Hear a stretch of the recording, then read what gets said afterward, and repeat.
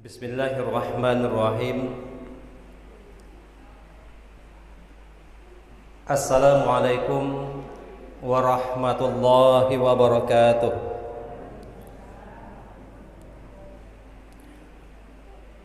Alhamdulillahi rabbil alamin. Allahumma salli ala Muhammad wa ala alihi wa ashabihi ajma'in. Ashhadu an la ilaha illallah wa ashhadu anna Muhammadan abduhu wa rasuluh la nabiyya ba'dah. Allahumma salli ala Muhammad wa ala alihi wa ashabihi ajma'in, amma ba'd. Qala Allah ta'ala fil Qur'anil Karim, a'udzu billahi minasy syaithanir rajim.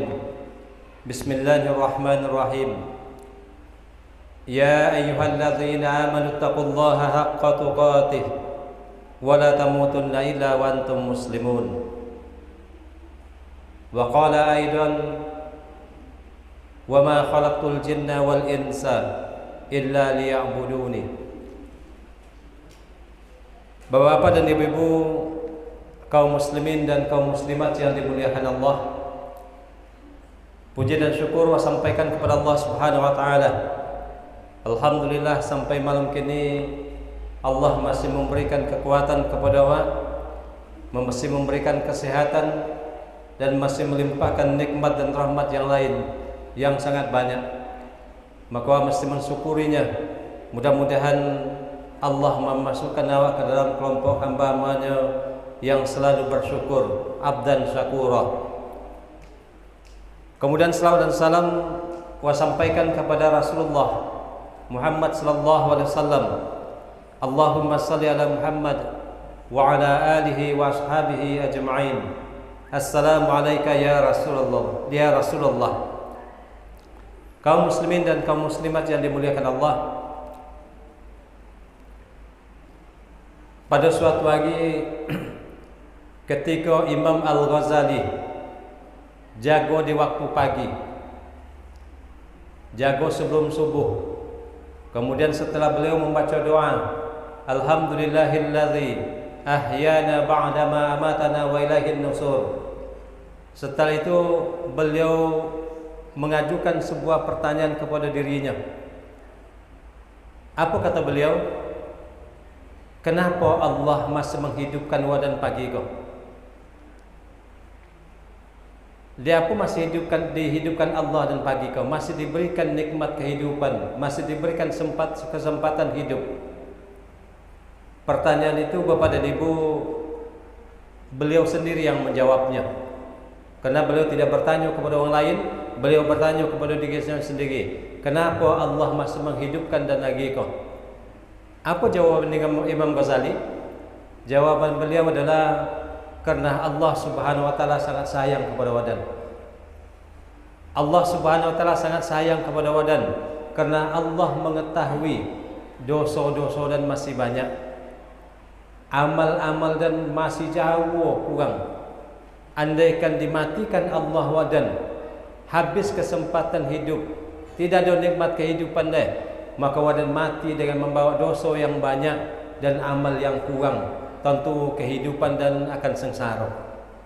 Nah, karena Allah sayang kepada dirinya, maka Allah masih hidupkan dirinya pada pagi itu.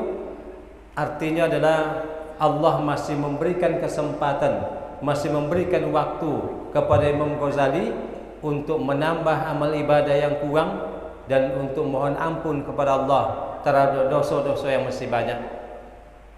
Para jemaah yang dimuliakan oleh Allah, pertanyaan Imam Ghazali itu perlu hayati, kemudian perlu bawakan kepada diri masing-masing. Kalau seandainya kini tanyakan kepada diri awak, kenapa Allah masih mempertemukan wadan dengan Ramadan tahun kini kau? Kenapa masih puasa dan dipertemukan Allah dengan Ramadan tahun kini kau?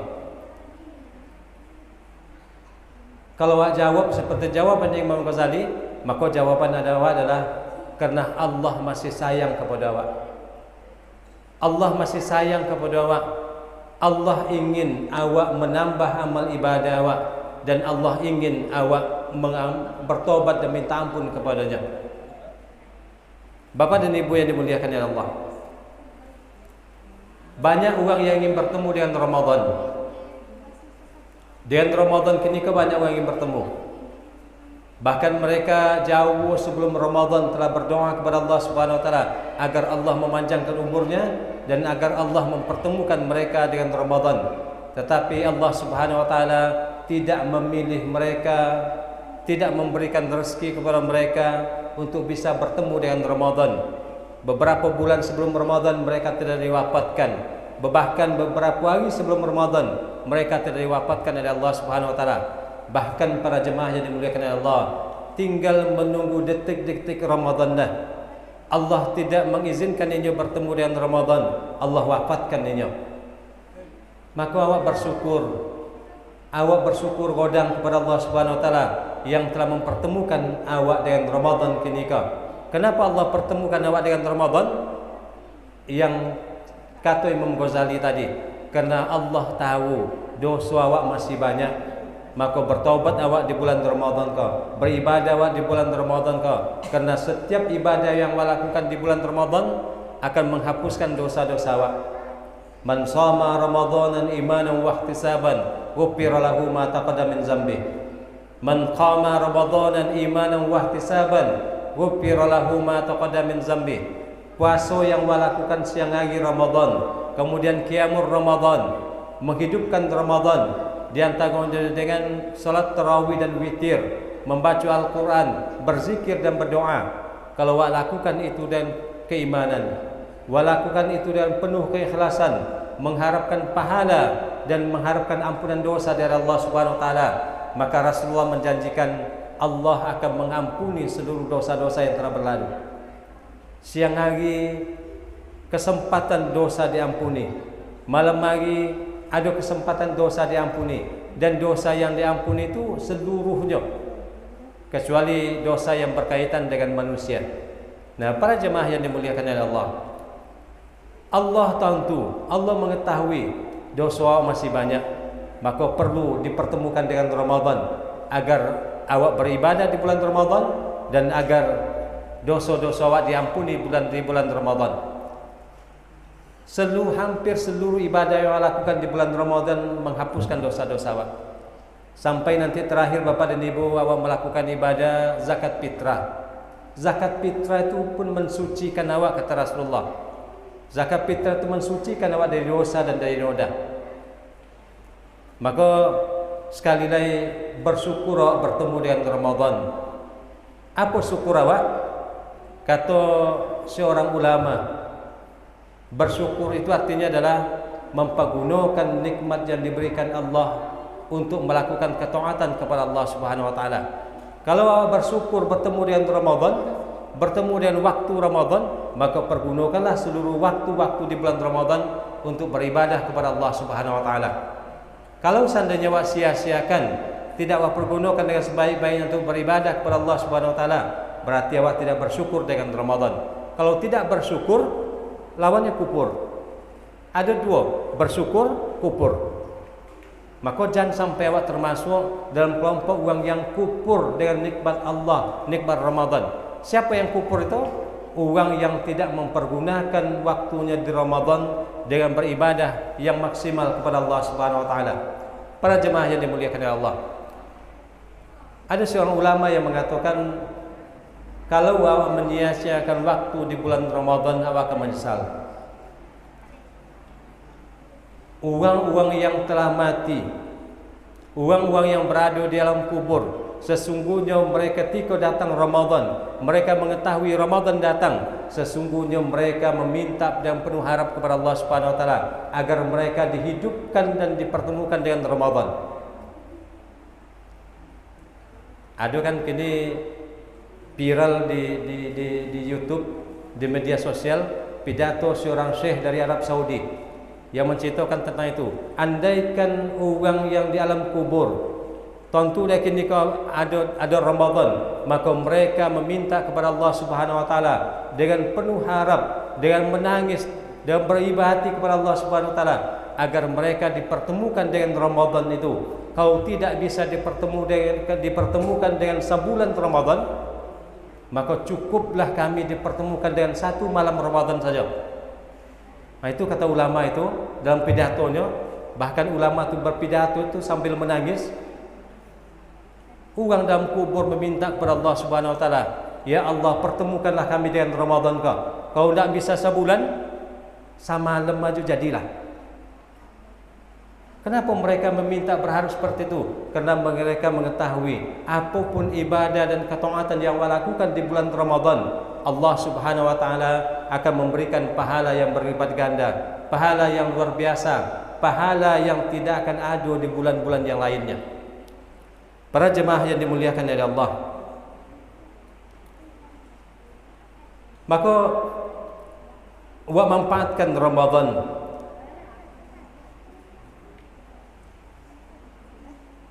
Di antara cara memanfaatkan Ramadan adalah melakukan ibadah sebanyak-banyaknya, melakukan ketaatan sebanyak-banyaknya, dan ibadah yang kecil dan ibadah yang ringan pun Allah akan membalasnya dengan balasan yang banyak. Ada seorang ulama dari mazhab Imam Hambali yang bernama Ibnu Rajab. Ia mengutip pendapat seorang ulama An-Nakhai. An-Nakhai itu mungkin ulama di kalangan tabi'in.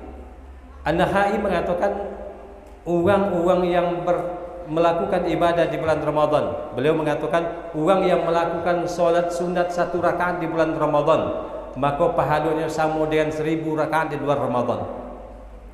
Orang yang mengucapkan tasbih subhanallah di dalam bulan Ramadan, sama pahalanya dengan mengucapkan tasbih 1000 kali di luar Ramadan. Bayangkan ya Bapak dan Ibu yang dimuliakan Allah, wa ucapkan subhanallah pada hari kau sekali.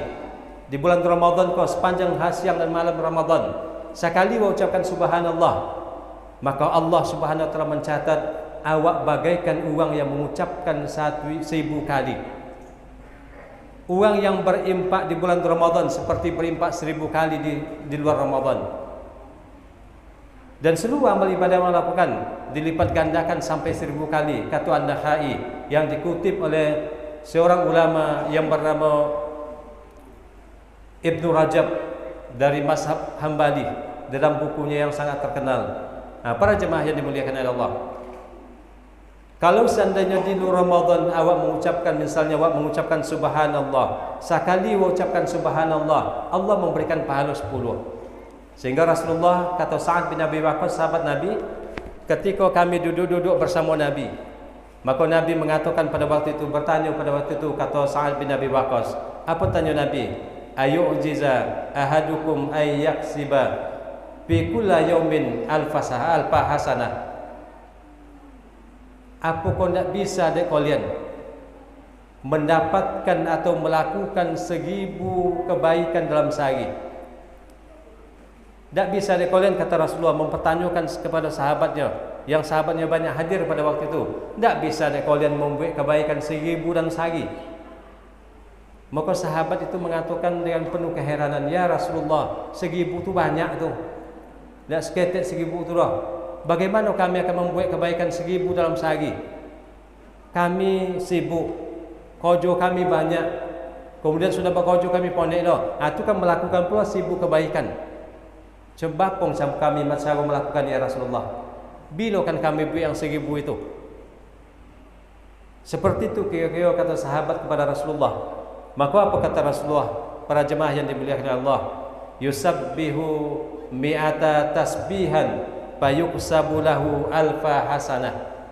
Ucapkan oleh kalian tasbih subhanallah, ucapkan oleh kalian subhanallah 100 kali dalam sehari, maka kalian akan ditulis oleh Allah Subhanahu Wa Taala untuk kalian 1000 kebaikan. Artinya adalah baca subhanallah 1 kali, Allah memberikan pahala kepada 1000. Itu di luar Ramadan. Kalau di dalam Ramadan, wak baca sekali, Allah berikan pahala 1000, kata An-Nakhai. Wak baca 2 kali, Allah berikan pahala 2000. Betapa mudahnya meraih pahala sebanyak-banyaknya di bulan Ramadan. Awak bisa mengucapkan subhanallah jangan 1 kali, 1000 kali bisa ucapkan dalam sehari. Maka kenapa tidak pergunakan kesempatan ini sebaik-baiknya di bulan Ramadan. Para jemaah yang dimuliakan oleh Allah, maka wajar ulama dari Arab Saudi tadi mengatakan, ketika awak lengahkan, awak abaikan, lalai awak dalam beribadah di bulan Ramadan ni, maka awak akan menyesal. Dan menyesal itu bukan menyesal seumur hidup, tapi menyesal itu menyesal selama-lamanya, seperti yang dirasakan oleh orang yang sedang berada dalam kubur, yang ketika hidup mereka dulu melalaikan ibadah di bulan Ramadan, maka mereka menyesal. Dan menyesal itu datangnya selama-lamanya di alam kubur itu, sehingga tiap datang Ramadan mereka minta kepada Allah, ya Allah, pertemukan kami dengan Ramadan semalam saja jadi. Sekedar mengucapkan subhanallah, subhanallah, subhanallah, sekedar berzikir kepada Allah Subhanahu wa taala, sekedar melakukan ibadah-ibadah yang ringan untuk menghilangkan rasa penyesalan mereka, untuk mengobati rasa penyesalan mereka karena mereka melalaikannya dulu. Para jemaah yang dimuliakan Allah, maka sekali lagi Allah memberikan nikmat Ramadan kepada awak. Syukuri nikmat Ramadan itu. Kenapa Allah berikan nikmat Ramadan itu? Karena Allah mencintai awak, Allah menyayangi awak, Allah ingin awak mendapatkan kebahagiaan dan kemuliaan. Allah tidak ingin awak bergelimang dengan dosa, tapi Allah ingin melihat awak bergelimang dengan pahala dan kebaikan. Mudah-mudahan Bapak dan Ibu yang dimuliakan Allah, apa yang sampaikan dalam waktu ringkas ini bisa awak pahami, kemudian bisa menambah semangat awak untuk mengisi Ramadan dengan sebaik-baiknya.